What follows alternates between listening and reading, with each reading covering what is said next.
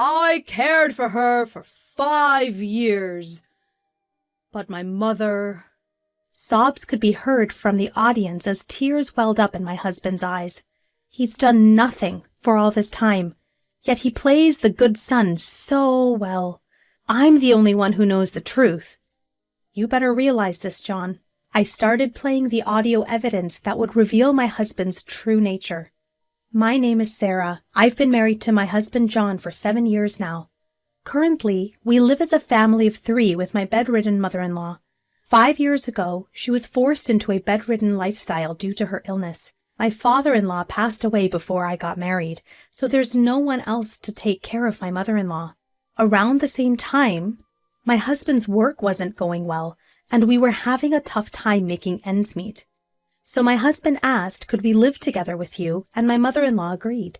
Feeling guilty about relying on her so much, I decided to take care of her while also working a part-time job. On the other hand, my mother-in-law seemed to feel guilty about being cared for. Sarah, that's enough. Please don't worry about me. I always encourage her with a strong will when she says this with a troubled smile. What are you talking about? I'm indebted to you, mother-in-law. But it must be hard, with both work and housework, plus taking care of me. I don't want to burden you anymore, Sarah. It's not a burden at all. I want to be with you. That's why I'm doing this on my own accord. But you should have your own happiness. Being able to talk to you every day like this is my happiness, so don't worry about it. Tears welled up in mother-in-law's eyes as she whispered a small thank you. There's not much that I can do, yet she always expresses her gratitude like this. Ever since we got married, my mother-in-law has been very kind to me, so taking care of her is not a burden at all. In fact, it feels like my mission. While I do enjoy caring for her, there's one thing I'm not satisfied with in my current life. That dissatisfaction is with my husband, John. He's what you'd call a traditional type, who thinks housework is a woman's job. He wasn't that bad when we got married, but since we started living with his parents, he's become increasingly selfish. He doesn't contribute much to the household expenses, but his attitude is as high as Everest. For instance, when he comes home, he starts yelling if I don't greet him at the door. Hey, Sarah, I'm home. Why aren't you greeting me? Hurry up, get my stuff. Welcome home. I frowned at my husband and voiced my complaints. Listen, John, I've told you before, I'm not your servant, so you should do what you can on your own. Huh?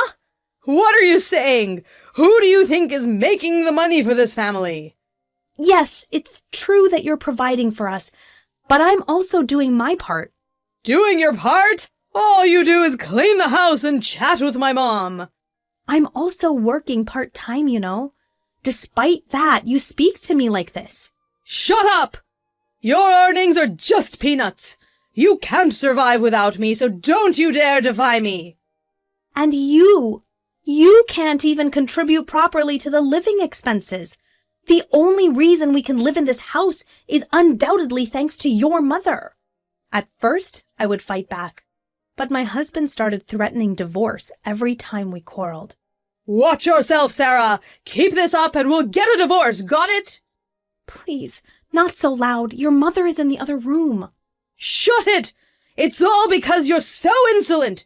Understand this. You'd be the one in trouble if we divorced. Do you get that? Just lower your voice and don't always talk about divorce like that. Yeah, right. You'd have nowhere to go if we got divorced. Besides, there's no company out there willing to hire a screw-up like you full-time, Sarah. Stop talking like that. Just shut up and listen to what I'm saying, you idiot. You're so slow. Honestly, I was more than ready to divorce my husband. But when I thought of my mother-in-law, I couldn't bring myself to go through with it. You can always talk to me if you're troubled, Sarah. You're my precious daughter. My mother-in-law was always very kind to me, as if we were truly mother and daughter. Because of her, I wanted to take care of her properly until the end. I wanted to repay her for all the kindness she had shown me. That's why I endured the painful days with my husband in this house. I couldn't entrust my mother-in-law's care to a man like him. Then one day, as I was preparing dinner, I heard the usual shouting from the entrance. Hey, Sarah, I'm home! Come out and greet me! I'm using the stove right now and can't leave it. What? Are you kidding me? What kind of wife doesn't prioritize her husband? My husband, who had lost his patience, stormed into the living room. Hey, what are you thinking? I always tell you to greet me when I come home. Why don't you understand? As you can see, I was just frying something. I don't care! You should have timed it to be finished when I come home! You're useless! Well, you never tell me when you'll be home. I told you not to talk back! A useless and insolent wife is nothing but garbage! My mother-in-law, who had come out upon hearing the harsh words, spoke in a stern voice. John, that is no way to talk, is it? Huh? Mom, you're still alive? Sarah is working hard every day for this household, for both you and me. That's what a wife is supposed to do, right? She earns a little, is half-baked in housekeeping. She's basically social trash. Enough is enough! My usually quiet mother-in-law raised her voice on the spot. You can say what you want about me. Don't you dare slander Sarah. What? Mom, are you on Sarah's side too? You two are colluding, huh? My mother-in-law, who usually remains silent, continued to speak this time. John, I have one request. Huh? What is it? Please put me in a nursing home. I don't want to be a burden on Sarah anymore. Huh? A nursing home? Where do you think we have that kind of money? We still have your father's inheritance and my pension. I don't need a fancy place. At my mother-in-law's unexpected remark, I was at a loss for words. Mother-in-law, have you been considering this? Thinking about me? Tears welled up in my eyes at the thought of her kindness. However, it was completely lost on my husband. At the suggestion, he made a deeply disgusted face. Don't joke around. There's no way we're putting you in a nursing home. That's a waste of money. Please don't say that. Life would be easier in this house if I wasn't here. If we put you in a facility, the neighbors and my colleagues will start gossiping that I'm an ungrateful son, won't they? You don't need to worry about what people think. I just don't want to be a burden to you. Then shut up and do as you're told, old woman. I'm taking care of you. Isn't that enough? John, you don't do anything. Huh? I let you live in this house, and I make Sarah work too. Isn't that enough for you, ungrateful woman? Unable to bear my husband's words, I raised my voice. What are you talking about? Who's the ungrateful one here? This house is originally your mother's, isn't it? Are you talking back to me again? But that's true, isn't it? 5 years ago when you were fired, we were in trouble and didn't mother-in-law gladly take us in? How can you say that? Shut up, both of you! And I'm not doing this reluctantly. I'm taking care of mother-in-law out of my own will. Stop making unilateral decisions. Despite my desperate plea, my husband just said, That's too troublesome, and left the room. In the awkward silence, my mother-in-law kept apologizing and crying. It's not your fault, mother-in-law. The one at fault is John. Every day I was frustrated by a reality that I could not control. A few days later, while I was cleaning the house, a man who claimed to be an acquaintance of my mother-in-law's came to visit. Mother-in-law looked surprised, but she wore a full smile. Oh, is that you, Jackson? You came to visit? Well, if I was asked to visit my senior, Linda, mother-in-law, I couldn't refuse, could I? I remember trading you a lot at work when we were younger, right? Yes, I'm grateful. So what's your will? Why did you call me today? Yes. Actually, Looking at me, mother-in-law said. sorry. Could you step out for a bit? Assuming they had a lot to catch up on, I happily agreed, saying sure, and went out to buy some sweets. This man, Jackson, apparently was a junior when mother-in-law was working. It had been a while since I saw mother-in-law looking so happy. When I thought it was time to come back, Jackson was just about to leave. "Oh, excuse me, I'm about to make tea." "No, that's fine. We finished our conversation. But thank you for always taking care of Linda. She's a benefactor to me, so it's reassuring to know that she has a daughter like you." He bowed his head to me and left. Since then, Jackson has been regularly visiting mother-in-law, and they always have a lively conversation. It was a few months later that my mother-in-law's condition worsened, and she had to be rushed to the hospital. When I urgently called my husband, he responded with disbelief. My mom's in danger? As if I care. You're there, you can handle it. "But the doctor said her condition's unpredictable. Please, I need you." Ah, no way. Plus, I'm leaving for a business trip today. "What? Now of all times? Please try to cancel it." Are you stupid? There's no way I can do that. Handle it on your own, and don't call me until I reach out first. With that, he hung up abruptly. Not knowing what to do, I slumped down in front of my mother-in-law's hospital room. He's going on a business trip while his mother is in this state? This is just too cruel. How am I supposed to tell my mother-in-law? Just as I was sinking into despair, Jackson appeared. Oh, Sarah, what's wrong? "Ah, Jackson." Something happened, right? Let's go to your mother-in-law's room for now. "Okay." When we entered the room, my mother-in-law looked at us and struggled to speak. Jackson, you're here. So does that mean you did what I asked? "Yeah, but are you sure about this?" Of course. I have to clear things up before I go, don't I? "I understand." Then my mother-in-law weakly took my hand. Sarah, there's something I want you to know. What is it?" My son has been withdrawing money from my account for his pension and spending it on his mistress. "An affair? Well, he's a man who treated me like a maid. I had some idea from the start, but to think he was even taking money from his mother's pension? I asked Jackson to investigate the matter. I see. So that's why my mother-in-law called Jackson to the house. Jackson, please record what I'm about to say. It will be my last will. Understood, Linda. Jackson slowly took out a voice recorder. Once he finished recording everything, he placed it in my hand. How you use this recording is up to you, Sarah. Up to me? Yes. I'm the only one who can avenge my mother-in-law. I squeezed her frail hand back with strength. The next day, my mother-in-law passed away, leaving her final revenge in my hands. On the day of the funeral 2 days later, my mother-in-law had always been popular, and a large crowd gathered. Seeing this, my husband commented inappropriately. Wow! I didn't expect so many people to come. It's a great opportunity to show off my skills as a chief mourner. What are you talking about?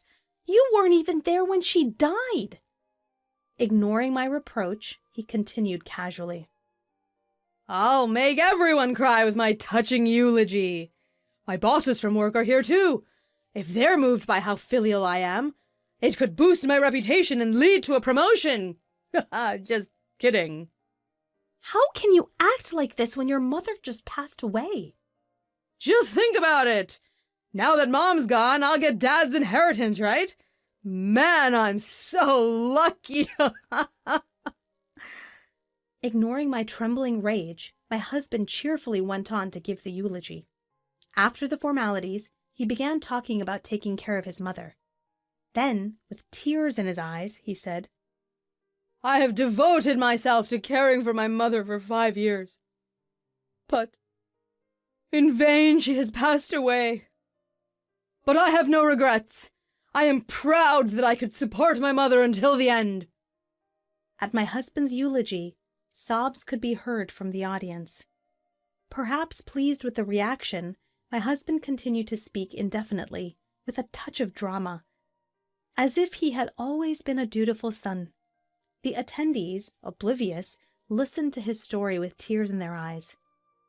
Thank you all for today. With his closing words, I stood up. As the room began to stir, I stood before my husband and took out a voice recorder. Wait! What are you doing? Ignoring my husband's restraint, I raised my voice to the attendees. Ladies and gentlemen, finally, please listen to this recording. As I pressed the play button, my mother-in-law's voice flowed from the voice recorder. It was her voice at that time, recorded in the hospital. Thank you all for attending today for me. There is something I absolutely want you to hear, so I've left this voice message. My husband, of course, and even the attendees were stunned by the unexpected turn of events. I believe you've just heard my son's speech. Probably he was talking as if he had been a dutiful son. It was a typical speech from my mother-in-law, who knew my boastful husband well. She had a good grasp of his likely behavior as a parent. I increased the volume of the voice recorder so that everyone could hear. However, my son did not do any care for me, and just kept shouting at me and my daughter-in-law, Sarah.